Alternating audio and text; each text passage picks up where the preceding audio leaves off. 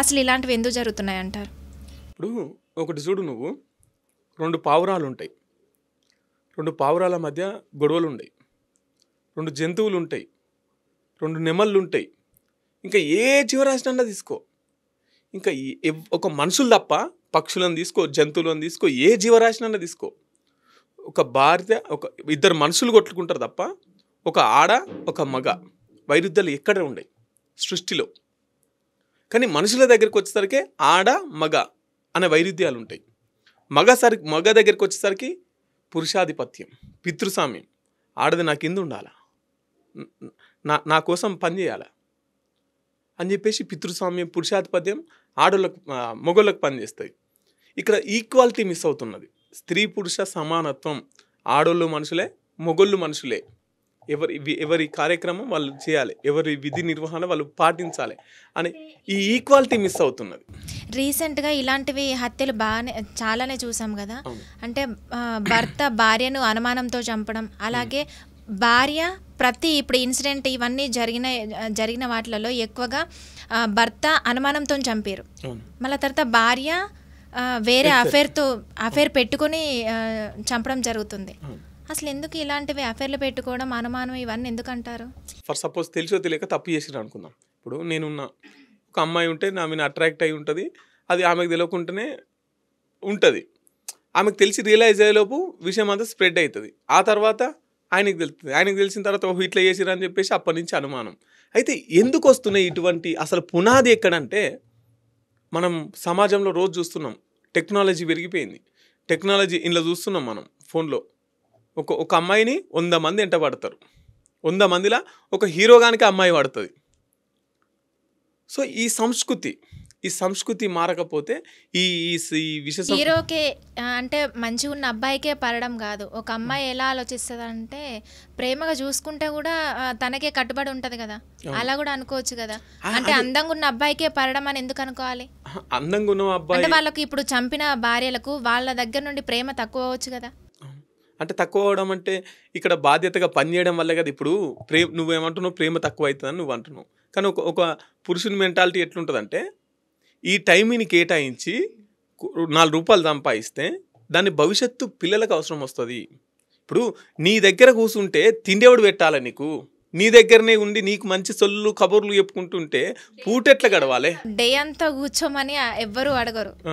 Okay, ఇప్పుడు నేను చెప్పేది, ఒక అబ్బాయి ఉన్నాడు, ఆఫీస్లో ప్రెస్టేషన్ ఉంటుంది, రోడ్డు పైన ప్రెస్టేషన్ ఉంటుంది, ఇంట్లో ప్రెస్టేషన్స్ ఉంటాయి, తర్వాత ఒక సమాజం ముందుకెళ్ళినప్పుడు ఒక ఊర్లో సమస్యలు ఉంటాయి.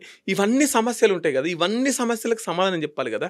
ఇప్పుడు బయట వ్యక్తులకు, ఇప్పుడు ఆఫీస్లో ఉంటారు, ఇప్పుడు నేను పని చేస్తున్నా, మా బాస్ అది ఆఫీస్ల వరకు ఆఫీస్ దగ్గరనే వదిలేసి మళ్ళీ ఇంటికి రాగానే ఫ్రెష్ మైండ్ తో ఉండాలి. చెప్పేది అదే. ఇప్పుడు భార్య ప్రేమను స్వీకరిస్తుంది కదా, కోపాన్ని కూడా స్వీకరించాలి కదా. స్వీకరిస్తుంది కదా. మరి స్వీకరించినప్పుడే కదా గిసొంటి ఇది. ఇప్పుడు సరేలే అన్నాడు ఒక మాట అని చెప్పేసి భార్య తగ్గాలి, సరేలే అన్నది ఒక మాట అని భర్త తగ్గాలి. వీళ్ళిద్దరు ఇవన్నీ ఎప్పుడు ఉంటాయి అంటే ప్రేమలు ఉన్నప్పుడు ఉంటాయి. ప్రేమ మిస్ అయింది అనుకో, ఒక చిన్న మాట అవతల వైపు నుంచి వచ్చినా కూడా అది పెద్దగా, నన్ను ఇంత పెద్ద మాట అంటాడా అన్నట్టు ఉంటుంది. అదే ప్రేమతో ఉన్నప్పుడు అంతకంటే పెద్ద మాట అన్నా కూడా ఊకో అంటాం. కాబట్టి నేనేమంటున్నానంటే, అంటే ఇప్పుడున్న కాలంలో ప్రేమలు తగ్గిపోయి ఈ హత్యలు, ఈ అనుమానాలు 100% ఒకటి అంటే నా అబ్జర్వేషన్ ప్రకారం ఏంటంటే, ఎందుకు ఇట్లా ఒకటి కల్చరల్గా వీళ్ళు డిస్టర్బ్ అవుతున్నారు, రెండోది ఫైనాన్షియల్గా డిస్టర్బ్ అవుతున్నారు, మూడోది కమిట్మెంట్ మిస్ అవుతున్నది, వీళ్ళిద్దరి మధ్యలో ప్రేమ తగ్గుతున్నది. ఈ ప్రేమ బయటికి ఎందుకు అట్రాక్ట్ అవుతున్నప్పుడు కల్చర్, కానీ వీళ్ళిద్దరి మధ్య ప్రేమ ఎందుకు తగ్గుతున్నప్పుడు ఫైనాన్షియల్. వీళ్ళిద్దరి మధ్య ప్రేమ తగ్గడానికి ఏంటి కారణం అనుకున్నప్పుడు వీళ్ళు అండర్స్టాండింగ్, వీళ్ళు విశ్వాసంతో ప్రేమించుకుంటలేరు అని చెప్పేసి మనం అర్థం చేసుకోవచ్చు. మరి ఇలాంటివి జరగకుండా ఉండాలంటే సమాజంలో ఎలాంటి మార్పు రావాలంటారు?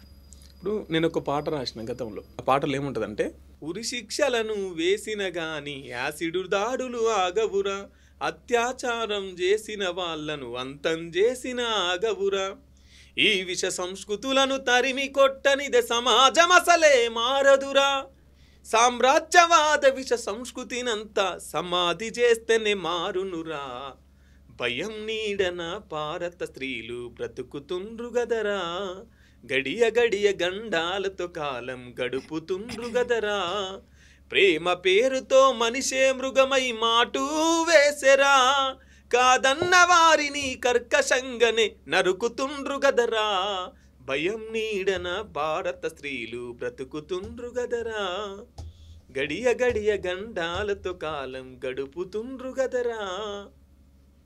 అంటే సమాజంలో మార్పు రావాలి, సమాజంలో చైతన్యవంతం రావాలి, సమాజంలో విశ్వాసం పెరగాలి, ఆడమ్మగా అనే తేడాలు లేని సమాజం మెరుగుపడాలి.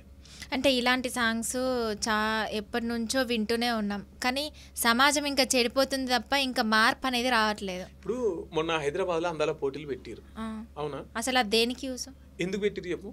నాకు కూడా తెలియదు.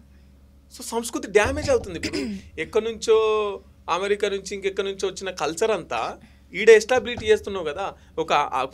మన దగ్గర ఒక స్త్రీని ఎట్లా గౌరవిస్తాం, కానీ ఆ గౌరవం వాళ్ళు వచ్చి ఈ కల్చర్ని దెబ్బతీస్తున్నప్పుడు ఆ గౌరవం కొంచెం మిస్ అవుతుంటుంది కదా. సో అట్లా కల్చరల్లో మార్పు రావాలి, చట్టాలలో మార్పు రావాలి, మనుషుల మధ్య ప్రేమలు పెరగాలి, అప్పుడు ఇవి ఆగుతాయి.